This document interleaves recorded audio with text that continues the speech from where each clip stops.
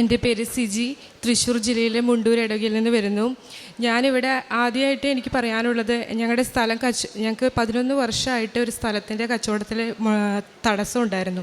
അപ്പോൾ അത് ഞങ്ങളുടെ റിലേറ്റീവ്സ് ഇവിടെ വന്ന്, ഞങ്ങൾ മലപ്പുറം ജില്ലയിലായിരുന്നു താമസിച്ചുകൊണ്ടിരുന്നത്. അപ്പോൾ പുള്ളിക്ക് അവിടെ കച്ചവടം ആയതുകൊണ്ട് ഞങ്ങൾ അവിടെയായിരുന്നു. അപ്പോൾ അവിടെയായിരുന്നു സ്ഥലം മേടിച്ചത്. അപ്പോൾ ആ സ്ഥലം കച്ചവടം ആവാതെ ഞങ്ങളിങ്ങനെ വിഷമിച്ച് നിൽക്കുന്ന സമയത്ത് ഞങ്ങളുടെ റിലേറ്റീവ്സ് ഇവിടെ വന്ന് അവർ ഉടമ്പടി എടുത്ത് പ്രാർത്ഥിക്കുന്നവരായിരുന്നു. അപ്പോൾ അവർ ഉമിഞ്ചിരിച്ച് ഉപ്പ് ഞങ്ങൾക്ക് കൊണ്ട് തന്നിട്ട് പറഞ്ഞു, ഇതിട്ട് പ്രാർത്ഥിച്ച് എല്ലാം ശരിയാവും എന്ന് പറഞ്ഞിട്ട് ഞങ്ങളത് മേടിച്ച് അത് ഉപ്പിട്ട് പ്രാർത്ഥിച്ച് വിശ്വാസപ്രമാണം ചൊല്ലി പ്രാർത്ഥിച്ച് അതിൻ്റെ ഫലമായിട്ട് ഒരാഴ്ച കഴിഞ്ഞപ്പോഴേക്കും ആ സ്ഥലത്തിന് ആളുണ്ട്. ഈ സ്ഥലത്ത് കച്ചവടം കൊടുക്കുന്നുണ്ടോ എന്ന് ചോദിച്ചിട്ട് ആൾ ഇങ്ങോട്ട് വന്നു. അപ്പോൾ അങ്ങനെ അന്ന് തൊട്ട് ഞങ്ങൾ അപ്പോഴേ മനസ്സിൽ വിചാരിച്ചിട്ടുണ്ട്, ഒരാൾ പോലും ചോദിക്കാതിരുന്ന ആ സ്ഥലം ഇത് ഉപ്പിട്ട് വെഞ്ചരിച്ച് പ്രാർത്ഥിച്ചതിന് ശേഷം തന്നെ വന്ന് പറഞ്ഞു. അപ്പോൾ ഞങ്ങൾ അപ്പോൾ മനസ്സിൽ ഞാനും പുള്ളി വിചാരിച്ചിട്ടുണ്ടായിരുന്നു, ഇവിടെ വന്ന് സാക്ഷ്യം പറയണം, എങ്ങനെ പ്രാർത്ഥിക്കണം എന്നൊക്കെ വിചാരിച്ചു. അത് കഴിഞ്ഞിട്ട് പിന്നെ അപ്പന് വയ്യാണ്ടായി ഞങ്ങൾ നാട്ടിലേക്ക്, മലപ്പുറത്ത് നിന്ന് തിരിച്ച് നാട്ടിലേക്ക് പോന്നു. അപ്പോഴാണ് ഈ സ്ഥലത്തിൻ്റെ കാര്യങ്ങളൊക്കെ ശരിയായി. അപ്പോൾ പിന്നെ ഞങ്ങൾക്കൊരു വീട് വേണമെന്ന് ഞങ്ങൾ ആഗ്രഹിച്ച് പ്രാർത്ഥിച്ചു. അതേപോലെ അവിടെ വന്ന് ഈ കഴിഞ്ഞ ജൂണിൽ 2024 2/6/24 ജൂണിലാണ് ഞങ്ങൾ ഉടമ്പടി എടുത്ത് ഇവിടെ വന്ന് ഉടമ്പടി എടുത്ത് പ്രാർത്ഥിച്ചു. അതിന് ഫലമായിട്ട് ഞങ്ങൾക്ക് സ്ഥലത്തിൻ്റെ കാര്യങ്ങൾ, അവിടുത്തെ എല്ലാ കാര്യങ്ങളും സെറ്റിൽമെൻറ്റായി. ഞങ്ങൾക്ക് സാമ്പത്തികമായി ബുദ്ധിമുട്ട് തീർന്നു. പിന്നെ ഇവിടെ വന്നിട്ട് അത് കഴിഞ്ഞിട്ട് ഞങ്ങൾ പ്രാർത്ഥിച്ചുകൊണ്ടിരുന്നു. അപ്പോഴേ ഓരോരോ പ്രശ്നങ്ങൾ, വീട്ടിൽ ചെറിയ ചെറിയ പ്രശ്നങ്ങൾ, അങ്ങനെ സമാധാനം ഇല്ലാത്ത അവസ്ഥ, പ്രാർത്ഥനയിലെ തടസ്സങ്ങൾ അങ്ങനെയൊക്കെ ഉണ്ടായിരുന്നു. അതൊക്കെ പിന്നെ അച്ഛൻ്റെ ടോക്സ്, അത് ഞങ്ങൾ ഇതിന് വരുന്നതിന് മുൻപ് തന്നെ, ഉടമ്പടി എടുക്കുന്നതിന് മുൻപേ അച്ഛൻ്റെ ഓരോരോ ടോക്സും, നമ്മൾ ഏത് സാഹചര്യത്തിലൂടെയാണോ നമ്മൾ കടന്നു പോകുന്നത് അതിന് വേണ്ടിയുള്ള ഒരു മറുപടി ആയിരിക്കും ആ ടോക്ക്. അങ്ങനെ ഞങ്ങൾ ദൈവം എന്താണെന്ന്, ദൈവത്തിൻ്റെ സ്നേഹം എന്താണെന്നും അനുഭവിച്ചറിഞ്ഞു. ശരിക്കും നമുക്ക് ഏറ്റവും ഇമ്പോർട്ടൻ്റ് ആയിട്ടുള്ളൊരു കാര്യം സ്നേഹമാണ്. നമുക്ക് എല്ലാവരോടും സ്നേഹിക്കാനും ക്ഷമിക്കാനും, അതിൽ അമ്മ പറയുന്ന പോലെ 6 കാര്യങ്ങൾ നമ്മൾ മുടങ്ങാതെ ചെയ്ത് കഴിഞ്ഞാൽ, നമ്മൾ അത് ആത്മാർത്ഥമായിട്ടാണ് അത് ചെയ്യുന്നതെങ്കിൽ പിന്നെ ഈ ഭൂമിയിൽ നമുക്ക് ഒന്നും പേടിക്കേണ്ടതായിട്ടുള്ള ഒരു കാര്യമില്ല. ഈശോ ഉണ്ട് നമ്മുടെ കൂടെ, അല്ലെങ്കിൽ അമ്മയുണ്ട് കൂടെ, അമ്മ 2 പേരും നമ്മുടെ കൂടെ ഉണ്ടെന്നുള്ള ഒരു ബോധ്യം നമുക്കുണ്ടായാൽ പിന്നെ ഒന്നിനെയും നമുക്ക് പേടിക്കുകയും വേണ്ട, ഒന്നിനെ പറ്റി ചിന്തിക്കുകയും വേണ്ട. അങ്ങനെയുള്ളൊരു ദൈവസ്നേഹം അതറിയണം. പിന്നെ അതുപോലെ എൻ്റെ മോളും ഭർത്താവും ഞാൻ അനുഭവിച്ച എന്നോടുള്ള സ്നേഹം അവർക്കും കൂടി കിട്ടണമെന്ന് ഞാൻ ഒരുപാട് ആഗ്രഹിച്ചു പ്രാർത്ഥിച്ചു. അതിൻ്റെ ഫലമായിട്ട് അവരിന്ന് മോൾ ഉടമ്പടി എടുത്തു, അതുപോലെ ഭർത്താവ് ഉടമ്പടി എടുത്തു. അങ്ങനെ അതൊക്കെ ഞങ്ങളുടെ വീട്ടിൽ ഒരുപാട് മാറ്റങ്ങൾ അതുകൊണ്ട് വന്നിട്ടുണ്ട്.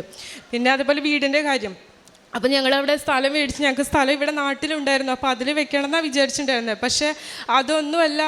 അപ്പോഴും ഞാൻ പറയും, നമ്മുടെ ഹിതമല്ല, അവിടുത്തെ ഹിതം എന്താണോ, നമ്മുടെ ഇഷ്ടമൊന്നും ഞാൻ പറയുന്നില്ല. ദൈവം എന്താണോ നമ്മളിൽ ആഗ്രഹിക്കുന്നത് അത് നമുക്ക് നല്ലതിനാണെന്നുള്ളൊരു വിശ്വാസം എനിക്കുണ്ട്. അപ്പോൾ അതെന്താണെങ്കിൽ നടത്തി തരണമെന്ന് ഞാൻ പ്രാർത്ഥിച്ചിരുന്നു.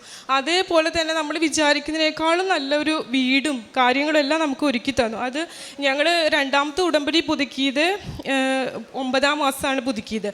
ആ 3ാമത്തെ മാസം തന്നെ പുതുക്കിയിട്ട് ഞങ്ങൾക്ക് ഡിസംബറിൽ ആയപ്പോഴേക്കും ഞങ്ങൾ 23 ഡിസംബറിൽ ഞങ്ങളുടെ വീട്ടിൽ ഞങ്ങൾക്ക് എല്ലാം ഒരു 10 പൈസ പോലും ഒന്നുമില്ലാതെ ആ വീട് തന്ന് അനുഗ്രഹിച്ചു. അതേപോലെ തന്നെ ഒരുപാട് അനുഗ്രഹങ്ങൾ തന്നിട്ടുണ്ട്. പിന്നെ എന്താ പറയുക, ഏറ്റവും കൂടുതൽ ദൈവത്തിൻ്റെ സ്നേഹം എന്താണെന്ന് മനസ്സിലാക്കി തന്നു. അതാണ് ഏറ്റവും ഇമ്പോർട്ടൻ്റ് ആയിട്ട് ഞാൻ കരുതുന്നത്. മറ്റുള്ള സാഹചര്യങ്ങളും, നിങ്ങൾ അവിടുത്തെ രാജ്യവും നിങ്ങൾ അവിടുത്തെ നീതിയും അന്വേഷിക്കുകയും ബാക്കിയുള്ളതെല്ലാം അതിൽ നിന്ന് വരുന്നു പറഞ്ഞ അതിൽ വിശ്വസിച്ച് ദൈവത്തിനെ മാത്രം അന്വേഷിച്ചു, ബാക്കിയുള്ളതൊക്കെ ദൈവം ഞങ്ങൾക്ക് തന്ന് അനുഗ്രഹിച്ചു. അതിന് 1000 നന്ദി പറയുന്നു. പിന്നെ പ്രാർത്ഥനാ ജീവിതം, കാരുണ്യ പ്രവൃത്തി അല്ല. എനിക്ക് വിശുദ്ധ കുർബാന മുടങ്ങിയിട്ടില്ല. ഞാനൊരു നഴ്സാണ്. പക്ഷേ അന്ന് വിശുദ്ധ കുർബാന മുടങ്ങിയിട്ടുള്ള ഒരു ജോലി എനിക്ക് ഇഷ്ടമല്ലായിരുന്നു. കുർബാനയ്ക്ക് എന്നും പോകണം, അതിൽ തടസ്സം ഉണ്ടാവാൻ പാടില്ല. അതേപോലെ തന്നെ ആരാധന, ബൈബിൾ വായന, നമ്മൾ ജോലിയുടെ കാര്യങ്ങളൊക്കെ പോകുമ്പോൾ ഇതൊക്കെ അങ്ങോട്ട് മുടങ്ങിപ്പോകുന്നുള്ള ഒരു ഇതുണ്ടായിരുന്നു എനിക്ക്. പക്ഷെ അതുപോലെ തന്നെ അതിന് വേണ്ട ഒരു സാഹചര്യം, അതിന് വേണ്ട ഒരു ജോലി തന്ന ദൈവം അനുഗ്രഹിച്ചു. ഇതുവരെ അല്ലെങ്കിലും ഞാൻ കുർബാന മുടക്കില്ലായിരുന്നു. അതേപോലെ തന്നെ ദൈവത്തോട് പറഞ്ഞു, എനിക്ക് കുർബാന മുടക്കാൻ പറ്റില്ല, അപ്പം അന്ന് എനിക്ക് ജോലിയും വേണം. അപ്പം അങ്ങനെയുള്ള ഒരു ജോലി തന്നെ അനുഗ്രഹിച്ചു. പിന്നെ എൻ്റെ ശുശ്രൂഷ പോലെ തന്നെ എല്ലാ കാര്യങ്ങളും ചെയ്യാനായിട്ട് എനിക്ക് സാധിക്കുന്നുണ്ട്. എല്ലാവരെയും ആത്മാർത്ഥമായിട്ട് സ്നേഹിക്കണം, ഒരാളെ പോലും വെറുക്കാതെ. എന്നെ എന്നെ ദ്രോഹിക്കുന്നവരുടെ ഇടയിൽ നമ്മൾ അവരെ സ്നേഹിക്കുമ്പോൾ പിന്നെ ഒന്നും നമുക്ക് കിട്ടാനില്ല. ആരും നമ്മളെ ദേഷ്യപ്പെട്ടാലും നമുക്കൊരു കുഴപ്പമില്ല. നമ്മളതൊക്കെ സിമ്പിളായിട്ട് മുന്നോട്ട് പോകാൻ സാധിക്കും. അതാണ് എനിക്ക് ഏറ്റവും കൂടുതൽ. ദൈവം നമ്മളെ സ്നേഹിക്കുന്നതിനെ പോലെ വേറെ ആര് സ്നേഹിച്ചാലും സ്നേഹിച്ചില്ലെങ്കിലും നമുക്ക് എന്താ, അപ്പം അവരെ നമ്മൾ ആത്മാർത്ഥമായിട്ട് സ്നേഹിക്കുക. അത് മാത്രം തന്നെയാണ് എനിക്ക് ഏറ്റവും കൂടുതലായിട്ട് ഇതിന് മനസ്സിലായതും ഉടമ്പടി. പിന്നെ നമ്മൾ നമ്മുടേതായ ഇഷ്ടത്തിനാണ് നമ്മൾ ജീവിക്കുക. ദൈവം നമ്മളെപ്പോഴും സ്നേഹിക്കുന്നുണ്ട്, പക്ഷെ നമ്മൾ ഒരിക്കലും തിരിച്ച് ദൈവത്തെ സ്നേഹിക്കുന്നില്ല.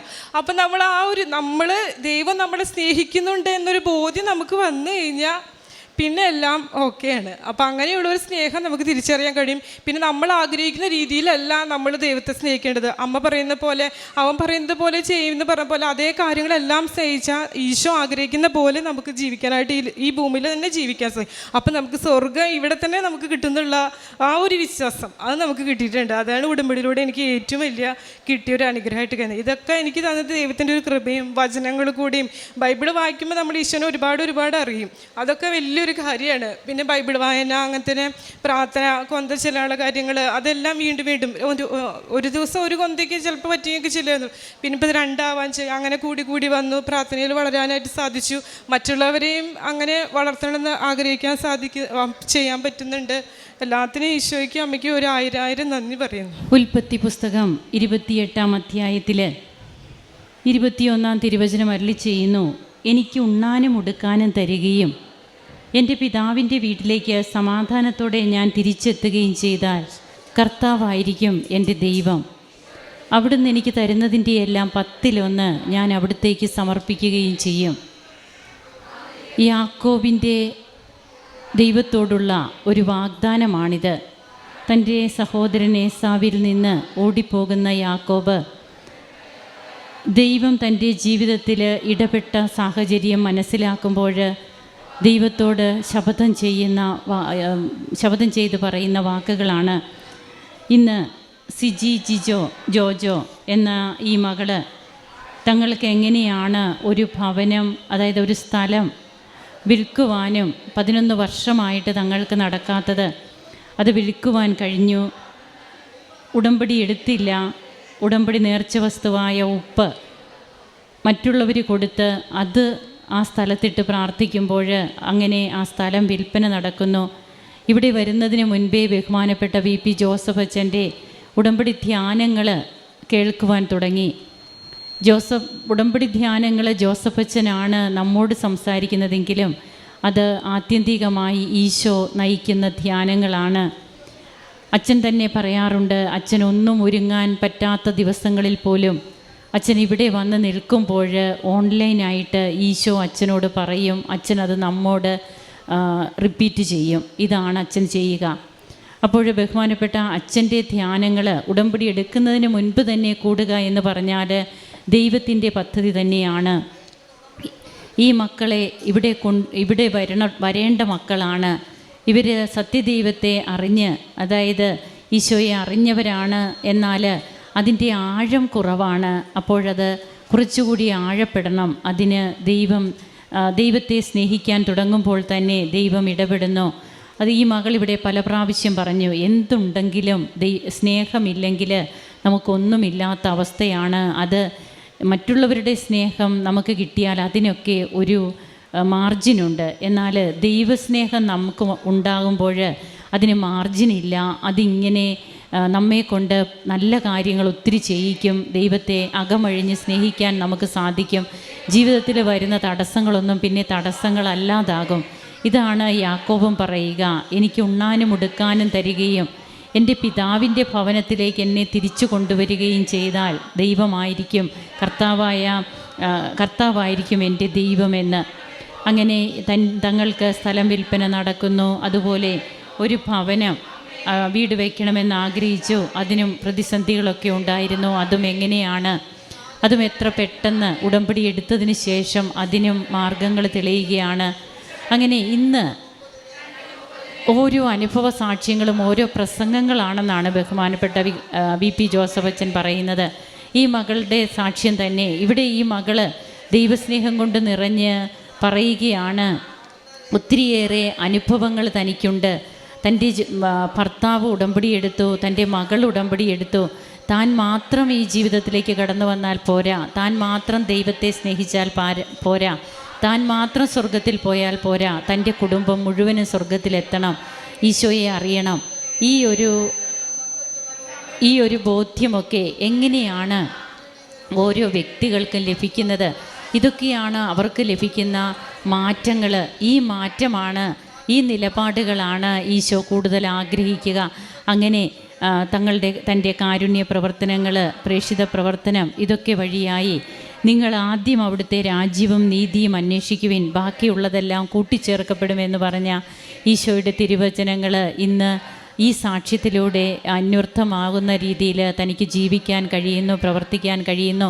വിശുദ്ധ കുർബാന മുടക്കിയിട്ടുള്ള ഒരു ജോലി എനിക്ക് വേണ്ട, ഇങ്ങനെയൊക്കെ പറഞ്ഞാൽ അതൊക്കെ കർത്താവിൻ്റെ ഹൃദയത്തെ ടച്ച് ചെയ്യുന്നത് തന്നെയാണ്.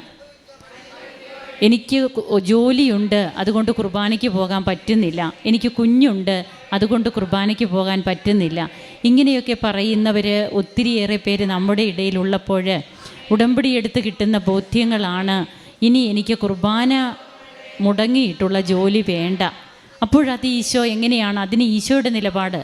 പെട്ടെന്ന് ഈ മകൾക്ക് അതനുസരിച്ചുള്ളൊരു ജോലി കിട്ടുകയാണ്. അങ്ങനെ നാം ചോദിച്ചാൽ നമുക്ക് കിട്ടും, മനസ്സറിഞ്ഞ് ചോദിക്കണമെന്ന് മാത്രം.